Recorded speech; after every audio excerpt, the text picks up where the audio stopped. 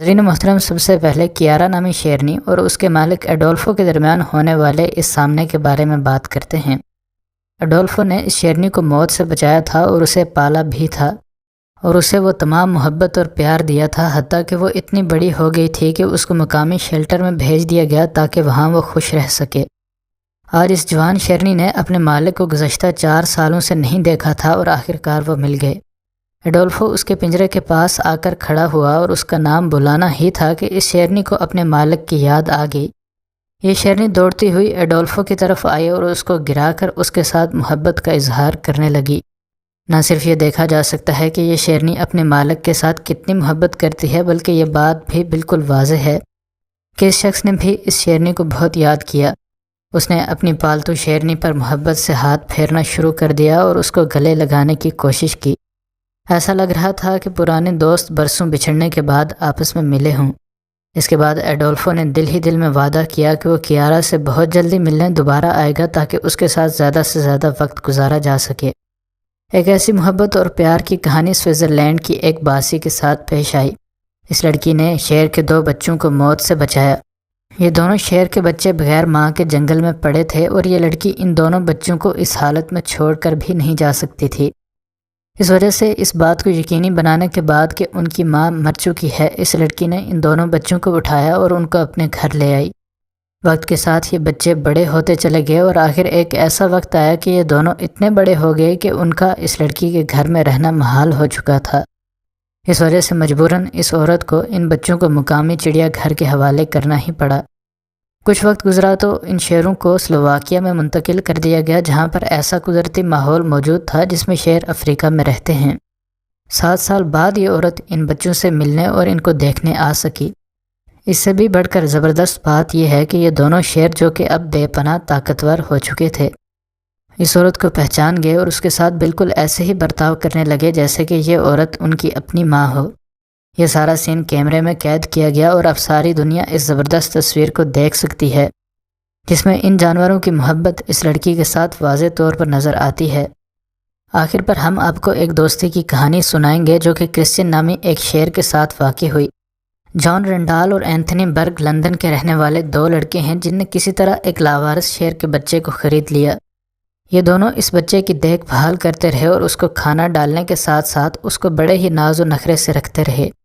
آخرکار وقت گزرتا گیا اور یہ شیر بہت بڑا ہو گیا اور اب ان کی بیسمنٹ میں اس شیر کو رکھنا محال ہو رہا تھا، اور یہ شیر بھی اپنے مالکان کے ساتھ محبت کے باوجود بڑا ہی تنگ نظر آتا تھا۔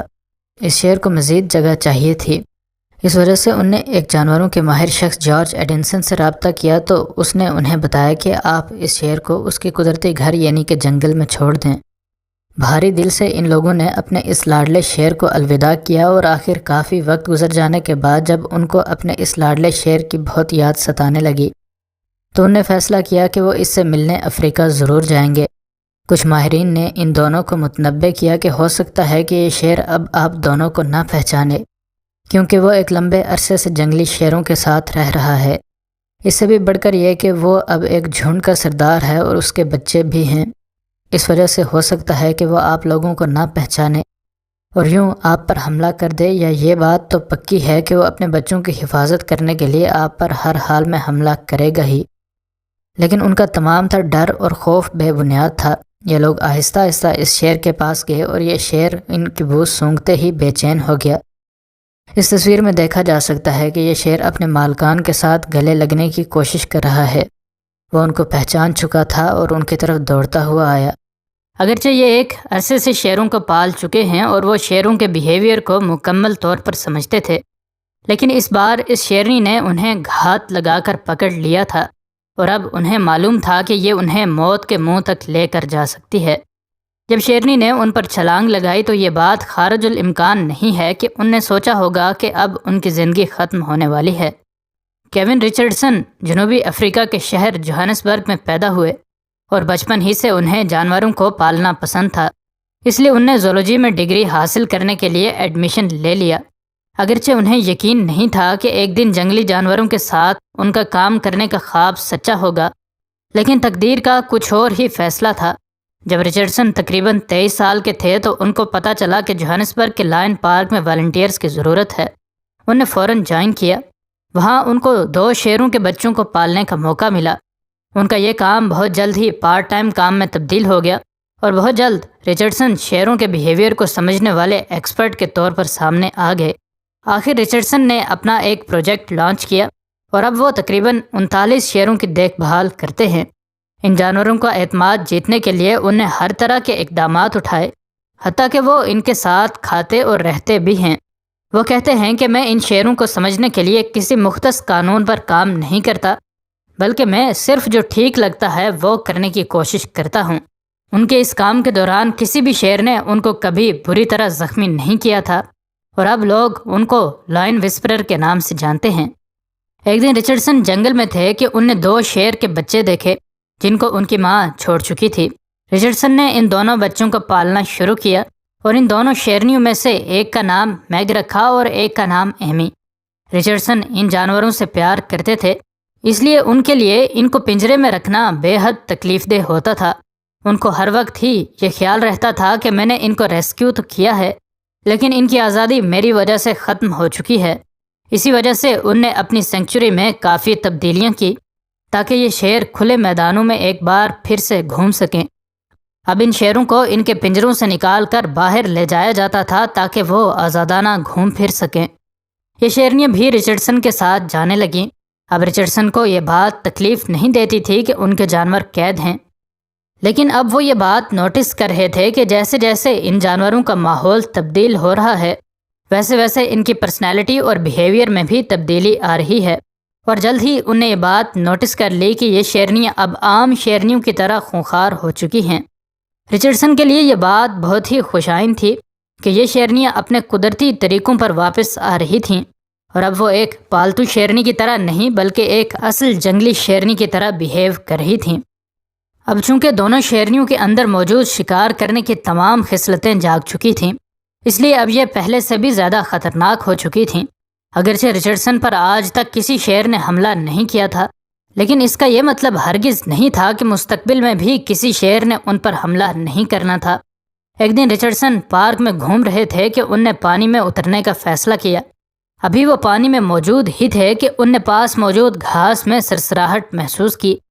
جب یہ سرسراہٹ قریب آئی تو رچرڈسن کو اندازہ ہوا کہ یہ انہی 2 شیرنیوں میں سے ایک ہے اور ان پر گھات لگا کر بیٹھی تھی۔ رچرڈسن یہ دیکھ کر اسی جگہ ساکت ہو گئے، کیونکہ انہیں شاید اندازہ ہو چکا تھا کہ اس شیرنی نے اپنے اگلے قدم کا فیصلہ کر لیا ہے اور اب یہاں سے بھاگنا بے سود ہے۔ اب رچرڈسن کے پاس یہی آپشن تھا کہ وہ اسی جگہ موجود رہیں تاکہ اس شیرنی کے اندر موجود شکاری کی مزید خصلت نہ جاگے۔ آہستہ آہستہ یہ شیرنی پانی کے کنارے کے قریب آ گئی اور بغیر کسی وارننگ کے اپنے دونوں پنجے ہوا میں بلند کر کے رچرڈسن کی طرف چھلانگ لگا دی۔ اس وقت رچرڈسن کو کوئی اندازہ نہیں تھا کہ یہ شیرنی ان کے ساتھ کیا کرنے والی ہے، اور اس شیرنی کا ریئیکشن بھی دیکھ کر رچرڈسن کو بے حد حیرانگی ہوئی۔ یہ شیرنی اپنے دونوں پنجے رچرڈسن کے گردن کے ساتھ لپیٹ کر ان کے ساتھ اظہار محبت کے لیے چمٹ گئی۔ رچرڈسن کو بھی دیکھ کر بے حد خوشی ہوئی اور انہیں اس بات کا ادراک بھی ہوا کہ اگرچہ ان شیرنیوں کے اندر شکار کی تمام تر خصلتیں جاگ چکی ہیں، لیکن پھر بھی یہ اپنے محسن کو نہ بھولیں جس نے ان کو یقینی موت سے ریسکیو کیا تھا۔ اب نہ صرف رچرڈسن ان شیرنیوں کے ساتھ واک کے لیے جاتے ہیں بلکہ وہ ان کے ساتھ تیراکی بھی کرتے ہیں۔ رچرڈسن کا کہنا ہے کہ بے شک میں نے ان شیرنیوں کی جان بچائی ہے، لیکن ان شیرنیوں نے بھی میری زندگی میں بہت ہی اہم کردار ادا کیا ہے۔ ان کا کہنا ہے کہ یہ بالکل ویسے ہی ہے جیسے آپ اس دنیا میں بہت سے لوگوں کو ملتے ہیں، لیکن آپ ان میں سے کچھ ہی لوگوں کو پسند کرتے ہیں اور کچھ ہی کے ساتھ آپ کی گہری دوستی ہو پاتی ہے۔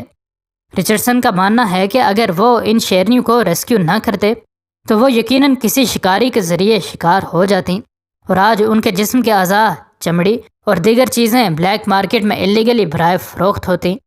رچرڈسن کو ان کے کام کی وجہ سے نیشنل جیوگرافک اور دیگر کئی ایک عالمی ادارے فیچر کر چکے ہیں۔ اس شخص کی جنگل کے ان بادشاہوں کی گرتی ہوئی آبادی کے لیے کی جانے والی تمام تر کاوشیں خراج تحسین ہیں، ورنہ یہ اندازہ لگایا جا رہا تھا کہ جس حساب سے شیروں کی آبادی کم ہو رہی تھی، اگلے 20 سالوں میں تمام شیر اس دنیا سے ہست سے نست اور نست سے نابود